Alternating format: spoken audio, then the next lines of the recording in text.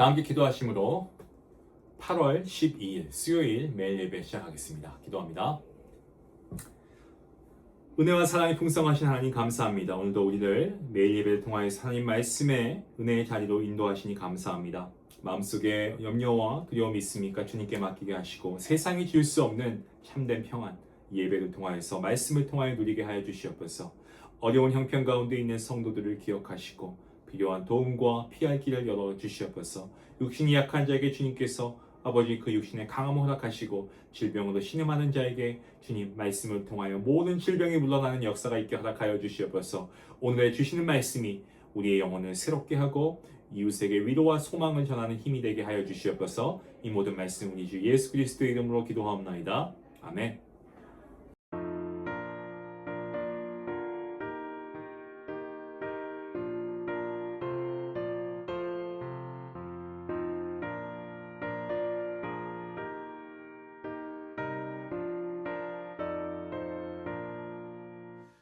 십자가 군병들아 주 위에 일어나 이들로 앞서 나가 담대히 싸우라 주께서 승전하고 영광을 얻도록 그 군대 거느리사 이기게 하시네. 십자가 군병들아 주 위에 일어나 그 나팔 소리 듣고 못 나가 싸우라 수 없는 원수 앞에 주 따라갈 때에 주 예수 힘을 주사 강하게 하시네.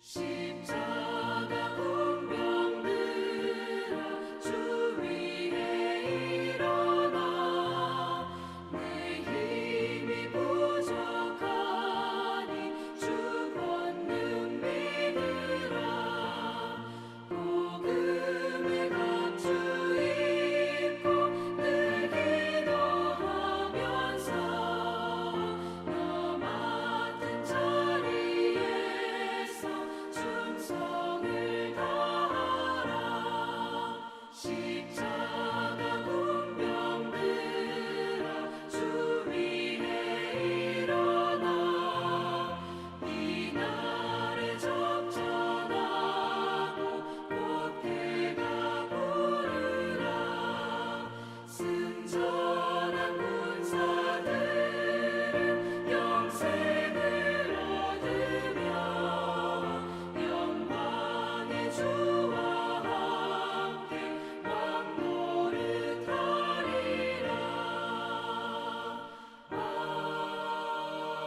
아멘.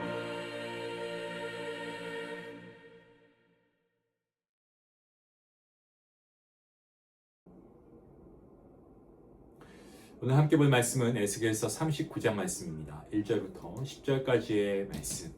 우리 함께 늘 해왔던 대로 한 목소리로 말씀을 읽도록 하겠습니다. 함께 봅니다. 그러므로 인자야 너는 고객에게 예언하여 이르기를 주 여호와께서 이같이 말씀하시되 로스와 메섹과 두발 왕 고가 내가 너를 대적하여 너를 돌이켜서 이끌고 북쪽 끝에서부터 나와서 이스라엘 산 위에 이르게 되어 내 활을 쳐서 내 왼손으로 떨어뜨리고 내 화살을 내 오른손에서 떨어뜨릴 것이니 너와 내 모든 무리와 너와 함께 있는 백성이 다 이스라엘 산 위에 엎드러지리라. 내가 너를 각종 사나운 새와 들짐승에게 넘겨 먹게 하리니 내가 빈들에 엎드러지리라. 이는 내가 말하였음이니라. 주 여호와의 말씀이니라. 내가 또 불을 마곡과 및 섬에 평안히 거주하는 자에게 내리니 내가 여호와인 줄을 그들이 알리라. 내가 내 거룩한 이름을 내 백성 이스라엘 가운데서 알게 하여 다시는 내 거룩한 이름을 더럽히지 아니하게 하리니 내가 여호와 곧 이스라엘의 거룩한 자인 줄을 민족들이 알리라 하라. 주 여호와의 말씀이니라. 볼지어다 그날이 와서 이루어지니 내가 말한 그날이 이날이라. 이스라엘 성읍들에 거주하는 자가 나가서 그들의 무기를 불태워 사르되 큰 방패와 작은 방패와 활과 화살과 몽둥이와 창을 가지고 7해 동안 불태우리라. 이같이 그 무기로 불을 피울 것이므로 그들이 들에서 나무를 주워 오지 아니하며 숲에서 벌목하지 아니하겠고 전에 자기에게서 약탈하던 자의 것을 약탈하며 전에 자기에게서 늑탈하던 자의 것을 늑탈하리라. 주 여호와의 말씀이니라. 아멘.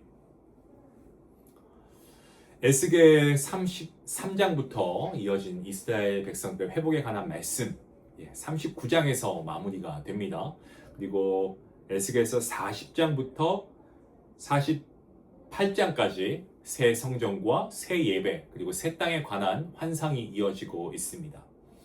39장은 앞선 38장에서 이미 선포된 이 국의 심판을 다시 다룬다라고 제가 어제 말씀 전할 때 언급을 했습니다. 같은 내용을 반복한다. 이것은요, 심판이 반드시 이루어질 것을 강조하고 있고요. 또한 뿐만 아니고 곡의 멸망과 함께 하나님의 정말 승리, 그 하나님의 승리를 더 구체적으로 보여주기 위함입니다. 마곡의 왕, 곡이죠. 곡이 역사적으로 누구를 가르치는지 정확히 알기 어렵다라고 말씀드렸습니다. 하지만 성경 전체 문맥에서 곡은 하나님을 대적하고 하나님의 백성을 위협하는 모든 악한 세력이라고 말씀드렸습니다. 하나님께서 곡을 향해서 내가 너를 대적해서 너를 돌이켜서 이끌고 북쪽 끝에서부터 나와서 이스라엘 산 위에 이르게 하겠다라고 말씀하십니다. 곡의 연합군은 자기들의 뜻과 힘으로 이스라엘 백성들을 공격한다라고 생각했습니다. 하지만 어떻습니까? 그들조차도 하나님의 주권을 결코 벗어날 수가 없었습니다. 하나님께서는 그들의 악을 조장하시는 분이 아니십니다. 그 공격을 허용하시고 심판의 자리로 이끄셔서 그 모든 악한 계획들을 하나님께서 친히 꺾으십니다. 여러분, 이 말씀은요, 우리에게 무엇을 보여줍니까? 우리가 삶의 모진 풍파 가운데 있을지라도, 우리가 고난을 경험하고 있을 때에도, 우리에게 어둠과 같은 긴 터널을 통과하고 있는 그 순간에도 하나님께서 저와 여러분의 형편을 모두 알고 계신다는 사실을 보여주고 있는 말씀입니다. 때문에 우리에게는 이게 어떻게 보면 위로의 말씀이 될 수가 있죠. 이스라엘이 침략당하고 성전이 무너지고 백성이 포로로 끌려가는 모든 일을 하나님께서 다 듣고 보고 알고 계셨다는 겁니다. 우리가 살다 보면 어려움과 문제가 고난이 있으면 하나님 이거 좀 빨리 걷어내 주세요. 이거 좀 빨리 좀 제거해 주세요. 라고 우리가 소망하죠. 하지만 그러면 우리의 마음의 소원과는 상관없이 우리의 기도에 어떤 간구 이런 것들과는 정말 다르게 때로 하나님께서 고난을 그 즉시 제거하지 않으시는 경우가 있습니다. 그러실 수 있지만 그것은 하나님께 능력이 없어서 하나님이 부족해서 그러신 게 아니고 하나님이 자기 백성을 자기 자녀를 잊으셨기 때문이 아니고 하나님께서는 이해하기 어려운 고난까지도 자신의 뜻 안에서 하나님의 뜻 안에서 다스리고 계시고 하나님의 정하신 때에 하나님의 방법으로 분명하게 그 모든 어려움을 다 타파하시고 악을 심판하시고 자기 백성을 구원하시고 회복하시는 하나님이신 줄로 믿습니다. 그 말씀을 우리가 지난 38장과 39장을 통해서 계속해서 우리가 좀 깨닫고 우리가 은혜를 묵상해야 합니다. 곡과 그의 연합군은 이스라엘을 완전히 점령할 것처럼 몰려왔습니다. 하지만 결국 어떻습니까? 이스라엘 산과 들에서 모두 다 고꾸라집니다. 엎드러집니다.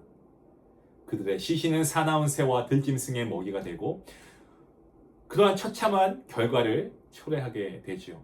고대 사회에서 시신이 매장되지 못한 것은요, 이것은 정말 수치스럽고 비참한 죽음으로 여겨졌습니다.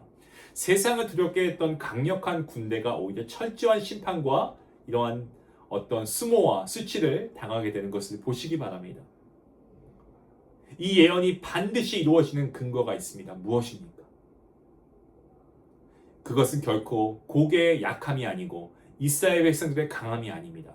하나님께서 내가 말하였다라고 선언하고 계십니다.